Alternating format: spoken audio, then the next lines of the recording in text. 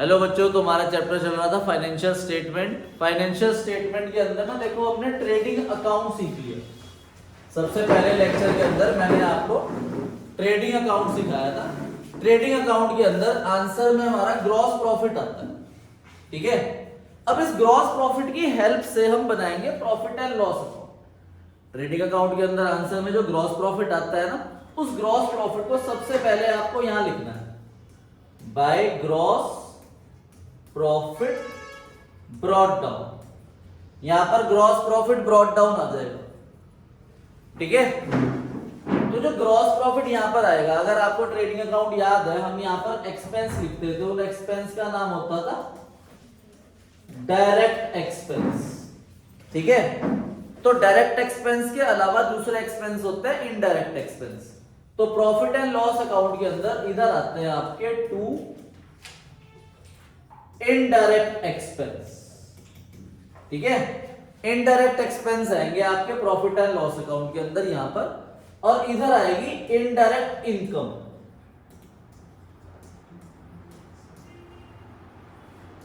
बस ये दो चीजें आपको ध्यान रखनी कि प्रॉफिट एंड लॉस अकाउंट के अंदर कौन से एक्सपेंस आते हैं, इनडायरेक्ट एक्सपेंस, और इधर कौन सी इनकम आती है, इनडायरेक्ट इनकम। अब इनडायरेक्ट एक्सपेंस कौन से होते हैं, जो डायरेक्ट एक्सपेंस के अलावा है, वो सारे इनडायरेक्ट एक्सपेंस होते हैं। डायरेक्ट एक्सपेंस मैंने बताया था ना, wages and salary, carriage, carriage on purchase, freight on purchase, ठीक है भाई।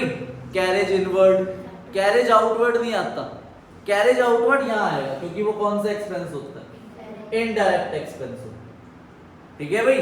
तो जो अपने डायरेक्ट एक्सपेंसेस के नाम पढ़े थे, वो टोटल मेरे ख्याल से 13 या 14 नेम थे।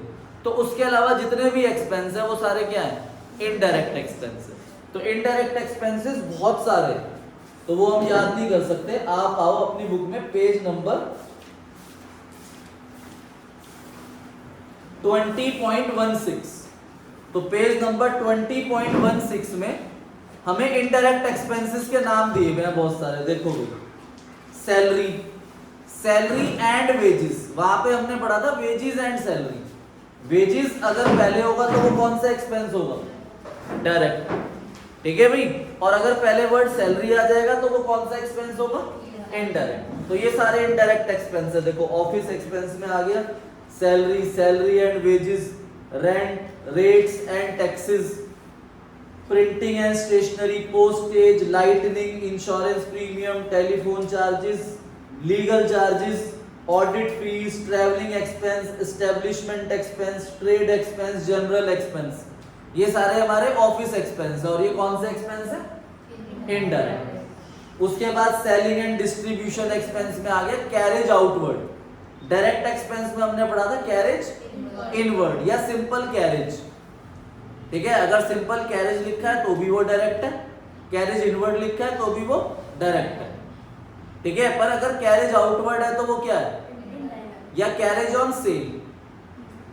उसके बाद advertisement, commission, brokerage, bad debts, export duty, packing charges, delivery van expense, stable expense, ये सारे हमारे सेलिंग एंड डिस्ट्रीब्यूशन एक्सपेंस के अंदर आते हैं। ये हेडिंग है आपकी, office expense, selling and distribution expense, फिर है मिसलेनियस एक्सपेंस।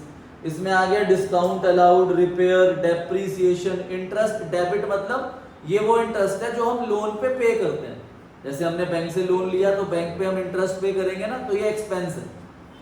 उसके बाद bank charges, entertainment expense, conveyance expense, donation and charity और लॉस, ये सारे कौन से एक्सपेंस होते हैं, इनडायरेक्ट, ठीक है भाई।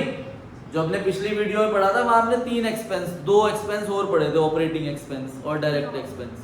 वो सिर्फ ऑपरेटिंग प्रॉफिट के लिए होता है, ठीक है। यहाँ पर दोनों आते हैं। डायरेक्ट इनडायरेक्ट एक्सपेंस के अंदर ना होते हैं ऑपरेटिंग और नॉन ऑपरेटिंग, दोनों होते हैं इसके अंदर। यहाँ पर सिर्फ कौन से होते हैं, तो अब आपको एक्सपेंस में कोई बाइफर्केशन नहीं करनी, कुछ नहीं देखना कि वो ऑपरेटिंग है या नॉन ऑपरेटिंग, वो हमारे लिए कौन सा एक्सपेंस है। तो आपने यहाँ इनडायरेक्ट एक्सपेंस लिखना है, या ग्रॉस प्रॉफिट लिखना है, और इनडायरेक्ट इनकम्स लिखनी है।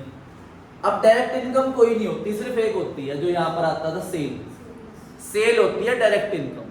उसके अलावा सारी इनडायरेक्ट इनकम्स होती है, जैसे कि interest received, rent received, dividend received, commission received, discount received, profit on sale of asset, ये लिखे हुए हैं क्रेडिट साइड में ग्रॉस प्रॉफिट के नीचे। रेंट फ्रॉम टेनेंट, टेनेंट होता है किराएदार, उससे जो रेंट मिलेगा ये हमारी कौन सी इनकम है, इनडायरेक्ट इनकम।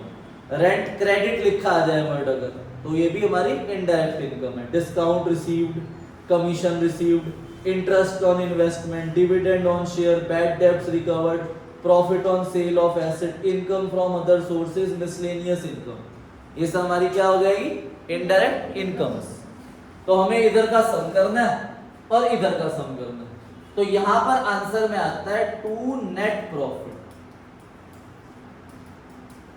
ठीक है भाई, तो प्रॉफिट एंड लॉस अकाउंट का फॉर्मेट यही है, बस पर्टिकुलर अमाउंट, इधर आएगा इनडायरेक्ट एक्सपेंस, इधर आएगा ग्रॉस प्रॉफिट और इनडायरेक्ट इनकम। फिर इधर के सम से हमें इधर के सम को माइनस करना है, तो हमारा नेट प्रॉफिट आंसर आता है, और दोनों तरफ टोटल कर देंगे। अगर एक्सपेंस ज्यादा है, इनकम कम है, तो इधर आ जाएगा बाय नेट लॉस। नोट कर लो इस फॉर्मेट को, फिर क्वेश्चन करेंगे। ठीक है, क्वेश्चन नंबर 12 है आपका प्रॉफिट एंड लॉस अकाउंट। जो क्वेश्चन नंबर 12 है ना, वो आपका रिलेटेड है क्वेश्चन नंबर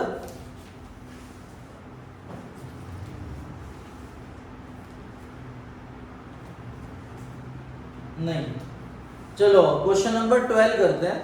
क्वेश्चन नंबर 12 में ऊपर लिखा हुआ है, कह रहे हैं prepare profit and loss account for the year ended 31 मार्च 2025। तो हमें प्रॉफिट एंड लॉस अकाउंट बनाना है।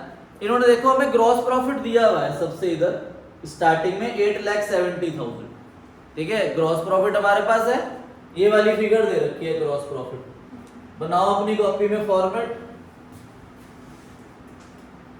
Profit and loss account for the year ended 31 March 2025, particular amount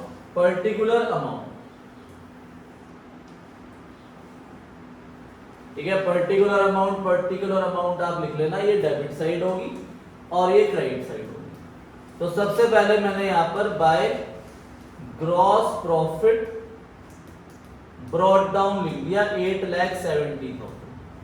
अब आपको रीड करना है, जो इनडायरेक्ट एक्सपेंस होगा वो इधर आ जाएंगे और इनडायरेक्ट इनकम्स इधर आ जाएंगे। अब सबसे पहले एडवर्टाइजमेंट है, तो एक्सपेंस होता है, तो टू एडवर्टाइजमेंट अकाउंट 30,000 रुपीज लिख देंगे इधर इनडायरेक्ट एक्सपेंस। फिर bank charges, to bank charges आ जाएगा। फिर कमीशन है, अब कमीशन के ना साथ कुछ नहीं लिखा हुआ कि वो एक्सपेंस है या इनकम है, अगर कुछ ना लिखा हो तो एक्सपेंस मानते हैं। जब तक वर्ड रिसीव्ड ना आए तब तक वो इनकम नहीं है, वो क्या है, एक्सपेंस। तो टू कमीशन, ठीक है। उसके बाद है हमारे पास रेंट रेट्स एंड टैक्सेस, तो ये भी हमारा रेंट रेट्स एंड टैक्सेस भी हमारा इनडायरेक्ट एक्सपेंस हो जाएगा। उसके बाद हमारे पास इंटरेस्ट ऑन इन्वेस्टमेंट है। अच्छा, इन्वेस्टमेंट पे हमें इंटरेस्ट मिलता है या हम देते हैं, तो ये इनकम है, ये इधर लिखी जाएगी बाय इंटरेस्ट ऑन इन्वेस्टमेंट। तो इंटरेस्ट ऑन इन्वेस्टमेंट हमारी इनकम होगी, तो ये क्रेडिट साइड में है। ठीक है भाई। उसके बाद सन्ड्री इनकम लिखा है, ये भी इनकम है, तो बाय सन्ड्री इनकम ये भी इधर आएगा। उसके बाद हमारे पास है डायरेक्ट एक्सपेंस। डायरेक्ट एक्सपेंस आते हैं पीएल अकाउंट में, कौन से आते हैं, इनडायरेक्ट, तो ये इग्नोर होगा डायरेक्ट एक्सपेंस। उसके बाद इनडायरेक्ट एक्सपेंस है, ये आ जाएगा आपका टू इनडायरेक्ट एक्सपेंस। उसके बाद प्रिंटिंग एंड स्टेशनरी, तो ये भी आपका इनडायरेक्ट एक्सपेंस है। फिर टू जनरल एक्सपेंस, ये भी एक्सपेंस में आ जाएगा। चैरिटी, ये भी हमारा इनडायरेक्ट एक्सपेंस है। फैक्ट्री लाइटनिंग,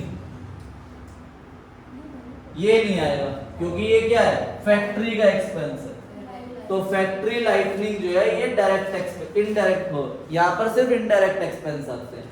और फैक्ट्री लाइटनिंग हमारा डायरेक्ट एक्सपेंस है। उसके बाद ऑफिस लाइटनिंग ये आएगा आपका, तो ऑफिस लाइटिंग। उसके बाद लॉ चार्जेस, तो 2 लॉ चार्जेस। तो ये सारे हमारे इनडायरेक्ट एक्सपेंस थे। अभी और भी है, मैं इनकी फिगर्स लिख रहा हूं। 1700, कमीशन की फिगर है 7000, उसके बाद rent rates and taxes 30,000, indirect expenses हमें दे रखे हैं 2100, ठीक है। Printing and stationery 1500, general expense 25,000, charity आ जाएगा 7,000, ऑफिस लाइटनिंग आ जाएगा आपका 2000, लॉ चार्जेस 5800। उसके बाद हमारे पास इंटरेस्ट ऑन इन्वेस्टमेंट आई थी 21,000, सन्ड्राई इनकम आ जाएगी आपकी 6,000। अब ग्रॉस प्रॉफिट के नीचे दे रखे कैरेज आउटवर्ड, ये भी हमारा इनडायरेक्ट एक्सपेंस होता है। कैरेज आउटवर्ड, कैरेज आउटवर्ड आ जाएगा 30,000। उसके बाद है ऑफिस एक्सपेंस, तो 2 ऑफिस एक्सपेंस भी हमारा इनडायरेक्ट एक्सपेंस होता है 25,000। उसके बाद फायर इंश्योरेंस प्रीमियम भी आ जाएगा, फायर इंश्योरेंस प्रीमियम, तो फायर इंश्योरेंस प्रीमियम भी हमारा इनडायरेक्ट एक्सपेंस है 20,000। उसके बाद है टेलीफोन एक्सपेंस, तो टेलीफोन एक्सपेंस भी हमारा इनडायरेक्ट एक्सपेंस है। अब मैं यहां पर कंटिन्यू कर रहा हूं आगे, ठीक है। पीएल अकाउंट इधर कंटिन्यू करो। फायर इंश्योरेंस प्रीमियम के बाद है टेलीफोन एक्सपेंस, तो 2 टेलीफोन एक्सपेंस आ जाएगा। उसके बाद एस्टेब्लिशमेंट एक्सपेंस भी हमारा इनडायरेक्ट होता है, एस्टेब्लिशमेंट एक्सपेंस। उसके बाद मिसलेनियस एक्सपेंस भी हमारा इनडायरेक्ट एक्सपेंस हो जाएगा। डिस्काउंट रिसीव्ड इनकम हो जाएगी, तो वो क्रेडिट साइड पे आएगी। बाय डिस्काउंट रिसीव्ड, तो डिस्काउंट रिसीव्ड 6200। उसके बाद ना वेजेस दे रखा है, वेजेस डायरेक्ट एक्सपेंस होता है, वो नहीं आएगा। फिर है सैलरी, तो 2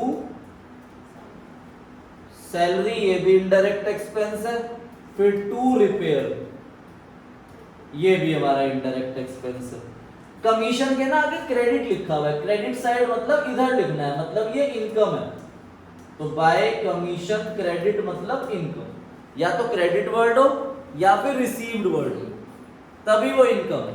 अगर कुछ नहीं है तो वो क्या है, एक्सपेंस। जैसे यहाँ कमीशन था और कुछ नहीं था, तो हमने उसे एक्सपेंस मानना है। यहाँ पर कमीशन है पर ब्रैकेट में क्या लिखा है, क्रेडिट, तो वो इनकम है।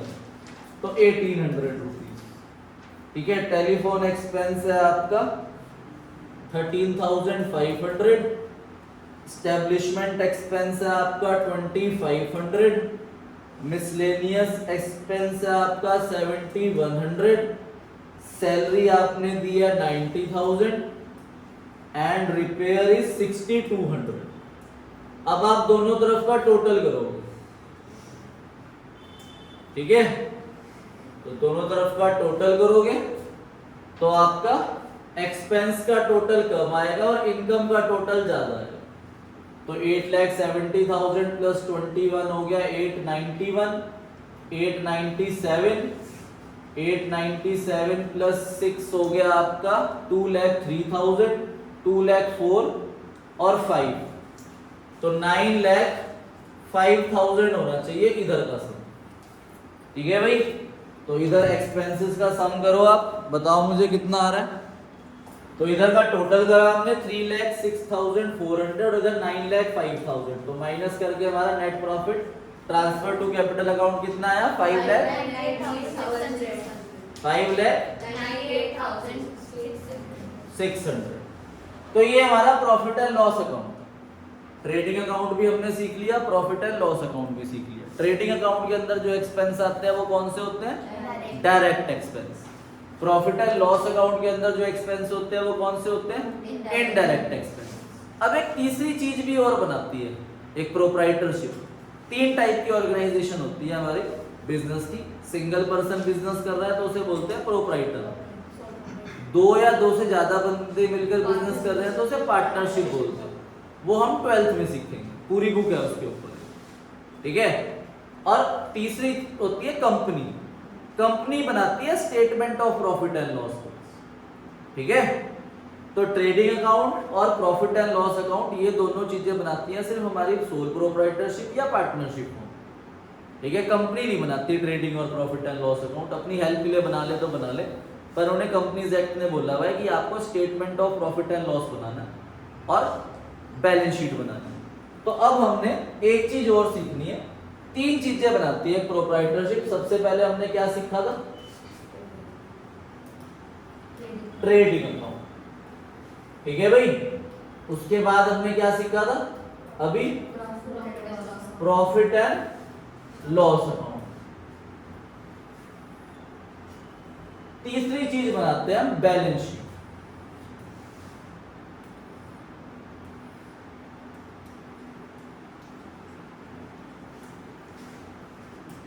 As on 31st March. देखो जब हम ट्रेडिंग अकाउंट और प्रॉफिट एंड लॉस अकाउंट बनाते हैं ना, तो इसके नीचे मैंने लिखवाया हुआ है फॉर द ईयर। इसके नीचे भी लिखवाया था फॉर द ईयर एंडेड, पर बैलेंस शीट के नीचे लिखवाया है फॉर द ईयर। का मतलब होता है कि ये एक पर्टिकुलर पीरियड का बनता है, ठीक है भाई। जो ट्रेडिंग अकाउंट और प्रॉफिट एंड लॉस अकाउंट होता है ना, ये किसका बनता है? पर्टिकुलर पीरियड का, और वो ज्यादातर पीरियड 12 मंथ का होता है। जैसे हमारा साल शुरू होगा 1 अप्रैल 25 में शुरू हुआ साल, तो एंड कब होगा? 31 मार्च 26 में। तो ये पर्टिकुलर पीरियड है। इस पर्टिकुलर पीरियड में कितना एक्सपेंस हुआ, कितनी इनकम हुई, वो हम ट्रेडिंग और पीएल अकाउंट के अंदर लिखते हैं। पर जो बैलेंस शीट होती है ये एक पर्टिकुलर डेट की बनती है, ठीक है, कि पर्टिकुलर डेट पे आपके पास लायबिलिटीज कितनी है और एसेट कितनी है। ये 2 चीजें आती है बैलेंस शीट में। क्या आती है? और बैलेंस शीट मैच होती है, मतलब इधर का सम अगर 5 लाख है तो इधर का सम भी कितना आएगा? जैसे यहां पर हमने पीएल बनाया, इधर का टोटल ज्यादा इधर कम, तो आंसर में क्या आया? ट्रेडिंग अकाउंट सीखा था तो इधर का टोटल ज्यादा था, इधर का टोटल कम था, तो ग्रॉस प्रॉफिट आया। पर जो बैलेंस शीट है आपकी, बैलेंस शीट के अंदर दोनों का टोटल क्या होता है? मैच होता है। इधर आपको क्या लिखनी है? एसेट्स। एसेट्स क्या होती है? Land, building, plant and machinery, furniture, fixtures, cash, bank में अगर कुछ पैसा पड़ा है, तो ये सब हमारी क्या होती है? तो इसे यहां लिखना है। लायबिलिटी में जो हमने लोगों का पैसा उधार ले रखा है, क्रेडिटर्स, लोन, कैपिटल, तो लायबिलिटी साइड में आपको याद रखना है कि एक फॉर्मूला लिखोगे आप, capital plus net profit minus drawings. ये फॉर्मूला लिखा जाएगा आपका बैलेंस शीट में कैपिटल की तरफ, ठीक है। लायबिलिटी साइड में ये फॉर्मूला आपको याद रखना है। कैपिटल हमें गिवन होगा, उसमें हम ऐड क्या करेंगे? नेट प्रॉफिट, और माइनस क्या करेंगे? और बाहर अमाउंट लिख देंगे। ये नेट प्रॉफिट यहां से मिलेगा। ये जो लिखा ना देखो, net profit transfer to capital, ये बैलेंस शीट में या कैपिटल में चल जाएगा, इसमें कैपिटल में ऐड हो। उसके अलावा और लायबिलिटी आएगी यहाँ पे, जैसे कि क्रेडिटर्स या फिर लोन। यहाँ पर एसेट में आ जाए आपके पास cash, bank, plant and machinery, furniture, land and building, investment, ये सारी एसेट यहाँ पे क्वेश्चन में वे गिवन होगी, और ये क्या हो जाएगा? मैच हो जाएगा। तो बैलेंस शीट का फॉर्मेट उतारना है तो उतार लो, फिर हम ये तीनों चीजें बनाएंगे क्वेश्चन के। देखो ट्रेडिंग अकाउंट में ना छोटा सा फॉर्मेट रिजिड है, कि सबसे पहले यहां पर क्या आता है, टू ओपनिंग स्टॉक, ये आपको याद रखना है। और फिर क्या आता है, टू परचेजेस, उसमें से माइनस क्या करते हैं, परचेज रिटर्न, ठीक है भाई। और फिर यहां पर क्या आता है, टू डायरेक्ट एक्सपेंस। तो ये छोटा सा फॉर्मेट ट्रेडिंग का रिजिड है कि ये स्टार्ट होगा ओपनिंग स्टॉक से, फिर परचेज माइनस परचेज रिटर्न, फिर डायरेक्ट एक्सपेंस। और यहां पर क्या आता है, बाय सेल्स, उसमें से माइनस होता है सेल रिटर्न, सेल में से सेल रिटर्न माइनस कर देते हैं। और फिर आता है यहां बाय क्लोजिंग स्टॉक, फिर इसमें से इसे माइनस करते हैं तो हमारा आंसर आता है ग्रॉस प्रॉफिट।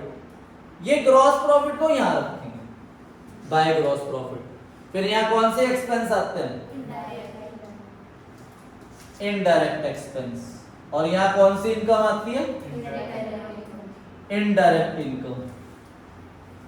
फिर यहां पर आंसर आता है आपका टू नेट प्रॉफिट, जो कि ट्रांसफर होता है कहां पर, कैपिटल, और ये यहां पर जाएगा, फिर आपका मैच होगा।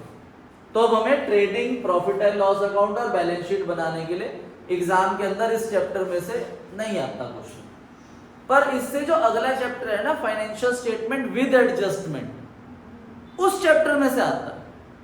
तो आपका एक चैप्टर को दो पार्ट में डिवाइड करा गया, trading account, profit and loss account और बैलेंस शीट के लिए ये चैप्टर इंपॉर्टेंट नहीं है, पर ट्रेडिंग, पीएल और बैलेंस शीट ही नेक्स्ट चैप्टर में बनना है, तो उसके लिए इंपॉर्टेंट है। 6 मार्क्स का क्वेश्चन आता है इसका एग्जाम में, पर विद एडजस्टमेंट में से।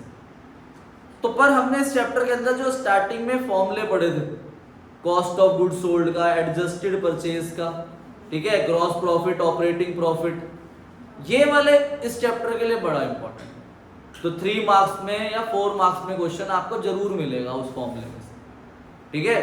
तो उसी फॉर्मूले का मतलब इस पोर्शन से पहले का जो है टेस्ट, वो लूंगा मैं आपका सैटरडे को, ठीक है। आज फ्राइडे, थर्सडे है, कल फ्राइडे है, ठीक है। तो कल आपको जो भी अपनी प्रॉब्लम लेनी होगी इस चैप्टर की, वो सब क्लियर करके अपना टेस्ट दे देना सैटरडे को। फिर मंडे से हम इसको अगले चैप्टर से ही स्टार्ट करेंगे, ठीक है, विद एडजस्टमेंट वाला।